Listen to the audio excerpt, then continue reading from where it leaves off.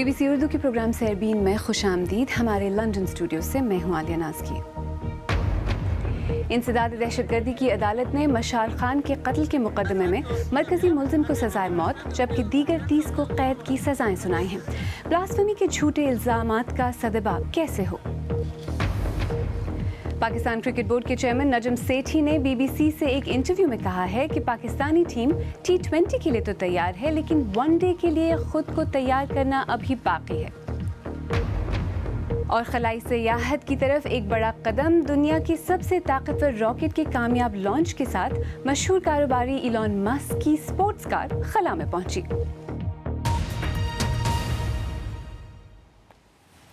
ہری پور کی central jail میں مشال خان قتل کیس کا فیصلہ سناتے ہوئے آج انسداد دہشت گردی کی عدالت نے مرکزی ملزم عمران علی کو سزائے موت، 5 ملزمان کو عمر قید اور 25 کو 3 اور 4 سال قید کی سزائیں سنائی ہیں جبکہ 26 دیگر ملزمان کو بری کر دیا گیا ہے. مشال خان کو گزشتہ برس خیبر پختونخوا کے شہر مردان کی عبدالولی خان یونیورسٹی میں طلباء اور بعض ملازمین کے مشتعل ہجوم نے توہین رسالت کا الزام لگا کر ہلاک کر دیا تھا. آج فیصلے کے وقت سیکیورٹی کے سخت انتظامات تھے. نامہ نگار عزیز اللہ خان ہری پور سینٹرل جیل کے باہر موجود تھے. سینٹرل جیل ہری پور یہاں سے کوئی 200 میٹر کے فاصلے پر ہے جہاں پر مشال قتل کیس کے مقدمے کی سماعت کی گئی. اس میں کوئی 50 کے لگ بھگ عینی شاہدین کے بیانات بھی ریکارڈ کیے گئے اور وکلاء نے بھی اس پر جرح کی ہے. اس کا فیصلہ آج یہاں پر سنایا گیا ہے جس میں 57 کل ملزمان تھے. اس میں آج سارا دن یہاں پر میڈیا کے اہلکار کے علاوہ یہاں پر جو ملزمان تھے ان کے رشتہ دار اور ان کے والدین بھی یہاں سارا دن انتظار کرتے رہے اور اس کے بعد یہاں پر یہ فیصلہ یہاں پر جب آیا تو ہر ایک کی یہ خواہش تھی کہ ان کو یہ فیصلہ مل جائے تاکہ وہ پہلے پتہ کریں کہ ان کے پیارے جو ہیں جو وہاں پہ گرفتار ہیں ان کے بارے میں کیا فیصلہ سنایا گیا ہے. اللہ پر پورا بھروسہ ہے کہ ہم نے کوئی کوتاہی نہیں کی تھی اور میرا بھتیجا جو ہے نا ان کا انصاف ملا کہ ہم خدا سے مانگ رہے تھے چونکہ ہم بے قصور تھے. ابتدائی دن سے ہم نے 10 ماہ جو ہے نا وہ بڑے کرم میں گزارے. اس کی ماں اور اس کے سارے خاندان ہم نے بڑے کرم میں گزارے لیکن ہمیں اپنے اللہ پر بھروسہ تھا کہ ہمیں انصاف ضرور ملے گا. مشال خان کو 13 اپریل 2017 کو عبدالولی خان یونیورسٹی میں مردان میں قتل کر دیا گیا تھا اور انہیں تشدد کا نشانہ بھی بنایا گیا تھا جس کے بعد ان کی ویڈیو سوشل میڈیا پر کافی عام ہوئیں اور لوگوں نے ان کو دیکھا اور اس پر افسوس کا اظہار بھی کیا. اس کے بعد اس مقدمے کی سماعت یہاں پر ہوئی. آج اس کا فیصلہ جب سنا دیا گیا تو اس کے بعد فیصلے کی کاپیاں جو ہے یہاں پر ان کے رشتہ داروں نے اور ان کے جو والدین تھے انہوں نے وصول کی اور پھر اس کے بعد کسی نے اس پر خوشی کا اظہار کیا تو کوئی یہاں پر رنجیدہ اور غمزدہ ہو کر اپنے گھروں کی طرف روانہ ہوئے ہیں. عزیز اللہ خان BBC نیوز ہری پور. اور آئیے اب دیکھتے ہیں کہ اس بارے میں ہمارے سوشل میڈیا پیج پر قارئین کیا کہتے ہیں. محمد سعید نے کوئٹہ سے تبصرہ کیا جب سب کی ویڈیو موجود ہے تو باقی کو کیوں چھوڑا؟ یہ بات سمجھ سے بالاتر ہے. لاہور سے شائستہ بانو نے لکھا ہے صرف ایک کو پھانسی، یہ تو انصاف نہیں. محمد عثمان نے ابو ظہبی سے لکھا الحمدللہ انصاف ہوا. اور مظفر آباد سے انصار صدوزئی کہتے ہیں اس کیس کے علاوہ بھی بہت دردناک کیس زیر سماعت ہیں. اس کیس کی اتنی غیر معمولی کوریج سمجھ سے بالاتر ہے.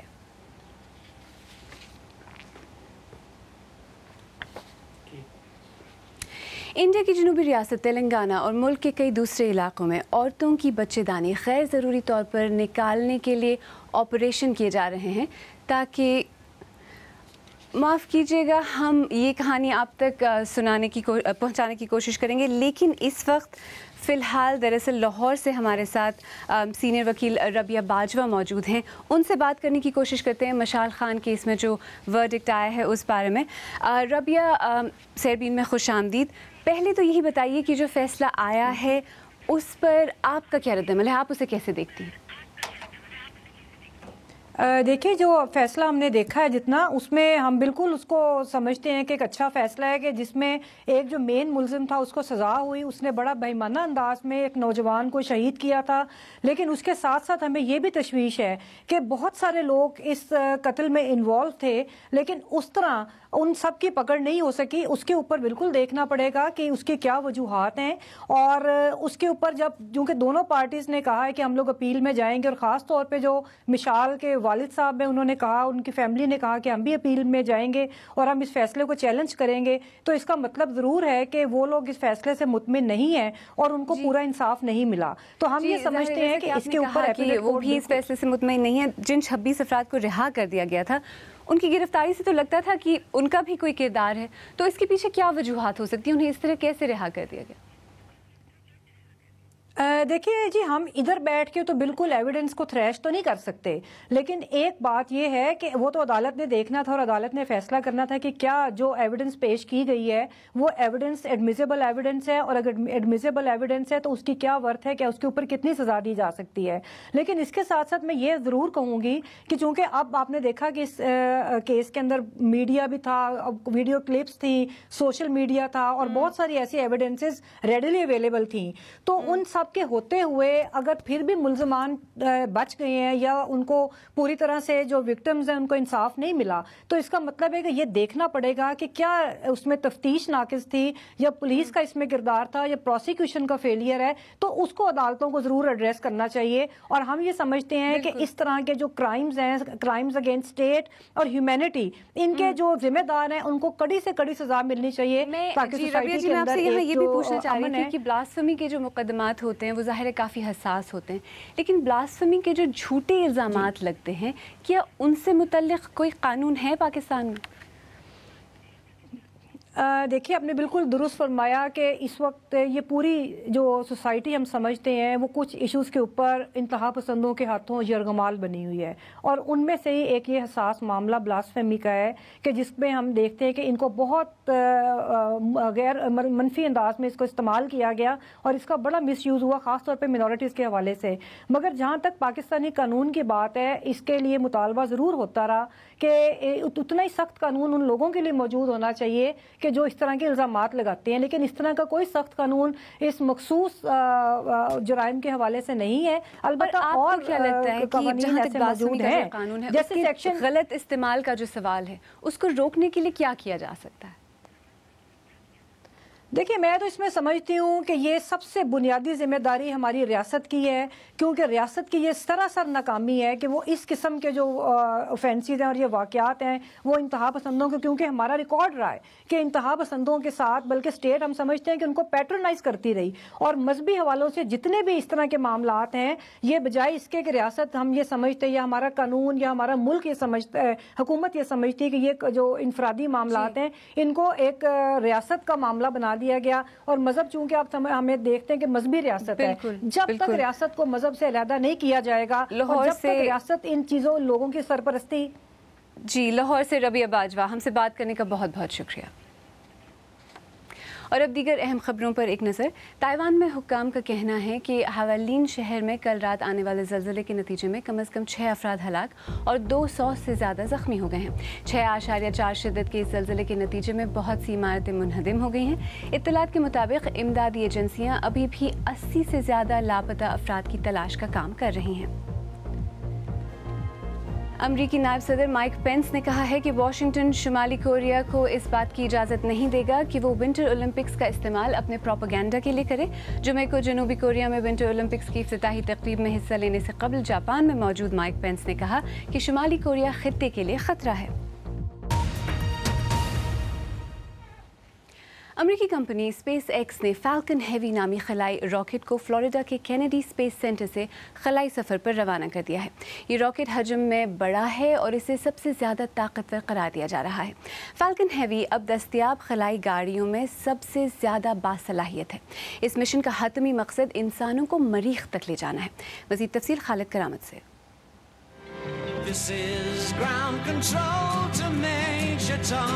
یہ کسی سائنس فکشن فلم کا منظر نہیں ہے. یہ خلا میں موجود ایک گاڑی ہے اور ایک مصنوعی خلا باز جو ایک ڈمی ہے, اور گاڑی میں گلوکار ڈیوڈ بوئی کا نغمہ چل رہا ہے, اور یہ سب زمین سے بہت اوپر ہے. یہ عجیب و غریب لیکن حقیقی تصویر فلوریڈا کے کینیڈی اسپیس سینٹر سے فالکن ہیوی نامی خلائی راکٹ کے خلا میں روانہ ہونے کے بعد منظر عام پر آئی. خلائی تحقیق کے اب تک کے سفر میں اس سب سے بڑے اور طاقتور راکٹ کی لانچ کو شٹل سسٹم کے لانچ کے بعد ایک گیم چینجر قرار دیا جا رہا ہے. اس کی ایک وجہ یہ بھی ہے کہ اس راکٹ میں لگے بوسٹرز زمین پر واپس آنے کے بعد دوبارہ استعمال کیے جا سکتے ہیں۔ 2 راکٹ کامیابی سے ایک ساتھ فلوریڈا میں اترے، تیسرے کو وہ کامیابی حاصل نہیں ہوئی اور وہ سمندر میں گر گیا۔ لیکن اسپیس ایکس جیسی کمرشل کمپنی کے لیے اتنے بڑے اور بھاری راکٹس کو خلا میں بھیجنا ایک بڑا کارنامہ ہے۔ Seeing the 2 boosters land synchronized, really just like the simulation.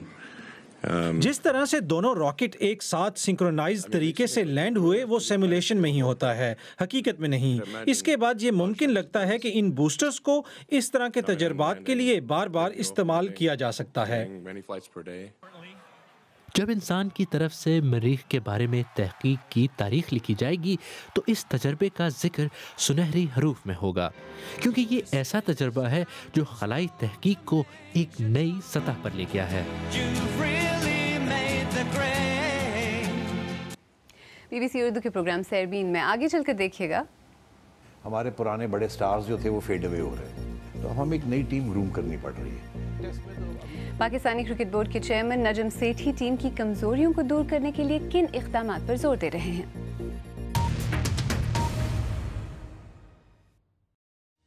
Be B C Urdu کے پروگرام سیربین میں ایک بار پھر خوش آمدید، میں ہوں عالیہ نازکی۔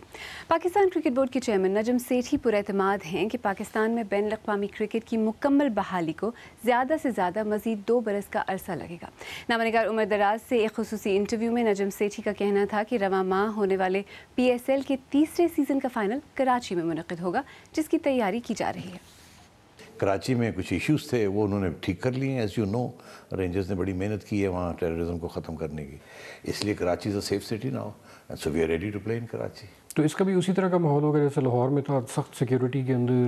لاہور میں اتنی سخت سیکیورٹی نہیں تھی، اچھی سیکیورٹی تھی۔ لاہور میں کسی نے کمپلین نہیں کیا کہ جی ہماری سیکیورٹی کی وجہ سے ہمیں کوئی تکلیف ہوئی ہے۔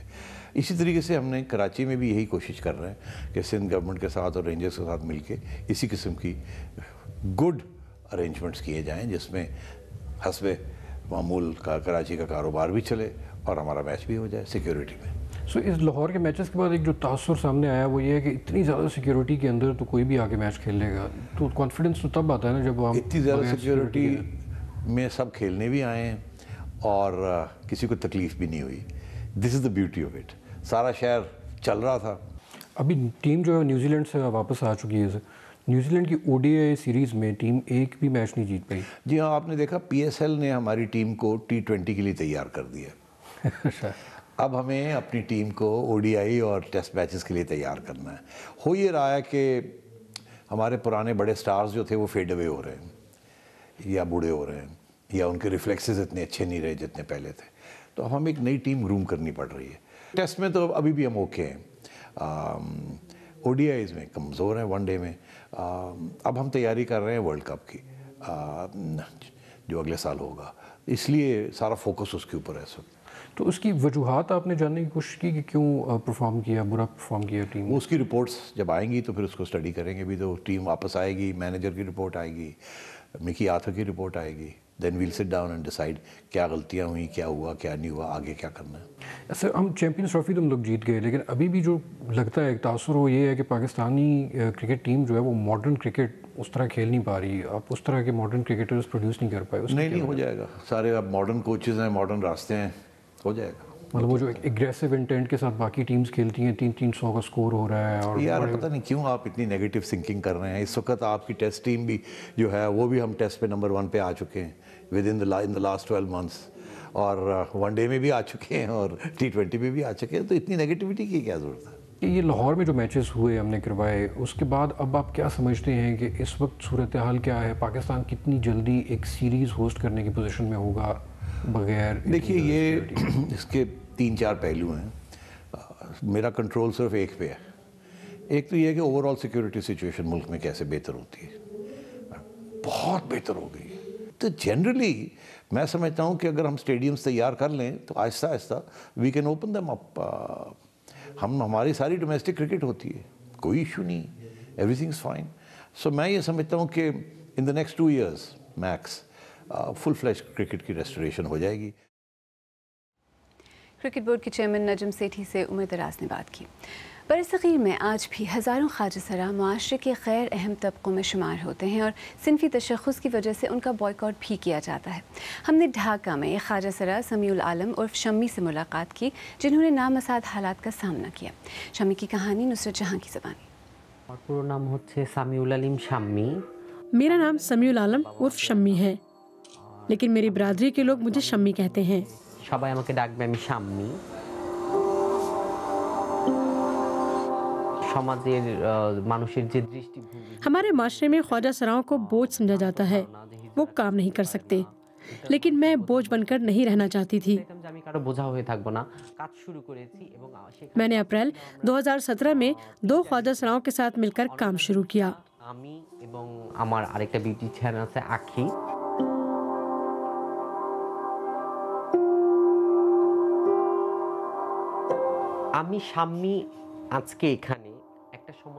पहले मैं घर घर जाकर भीख मांगा करती थी।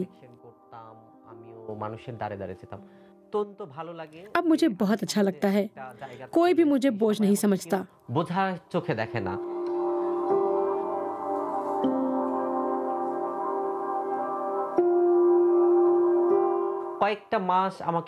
शुरू में मुझे हर कदम पर जद्दोजहद करनी पड़ी, लेकिन 1 साल के अंदर अंदर हालात तब्दील हो गए। एक बছর এখন আমার আর এরকম সমস্যা হয় না।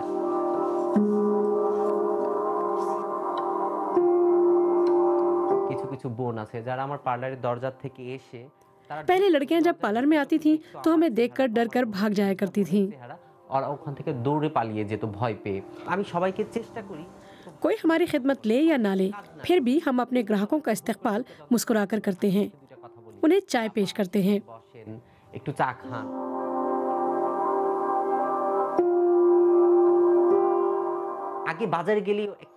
पहले लोग बाजार में मुझे देखकर डर जाते थे, उन्हें लगता था कि मैं शायद चोरी करने या कुछ छीनने आई हूँ।